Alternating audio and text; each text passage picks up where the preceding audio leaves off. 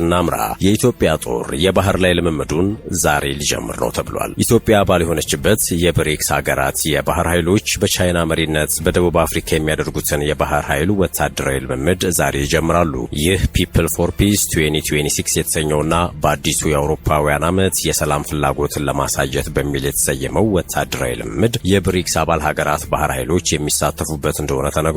በኬፕ ታውን በሚካሄደው የባህር ኃይል ልምምድ ላይ ኢትዮጵያን ጨምሮ ሌሎች የብሪክስ አባል ሀገራት እንደሚሳተፉ ነው የተነገረው። አስተናጋጇ ደቡብ አፍሪካ ብሔራዊ መከላከያ ኃይሏ እንዳስታወቀው በቻይና መሪነት የሚደረገው ይህ ወታደራዊ ልምምድ ለ7 ቀናት የሚቆይ ነው። ብራዚል፣ ህንድ፣ ሩሲያ፣ ግብጽ፣ ኢራን፣ ሳውዲ አረቢያ፣ የተባበሩት አረብ ኤምሬትስ እና ኢንዶኔዥያም ተሳታፊ ይሆናሉ። የባህር ላይ ልምምዱ ዓለም አቀፍ ትኩረትን የሳበ ሲሆን ደቡብ አፍሪካ ከአሜሪካ ተቀናቃኝ ሀገራት ጋር ግንኙነቷን እያጠናከረች መሆኑም ከዋሽንግተን ጋር ያላትን መሻከር የበለጠ ሊያባብሰው ይችላል ተብሏል። ለልምምዱም የቻይናና የኢራን የጦር መርከቦች ወደ ደቡብ አፍሪካ የባህር ኃይል የጦር ሰፈር የደረሱ ሲሆን የሩሲያ መርከቦችም እንደሚኖሩ ተነግሯል። የባህር ኃይሎቹ ልምምድ የባህር ላይ ደህንነት ላይ ያተኮረ ነው ስትል ደቡብ አፍሪካ አስታውቃለች።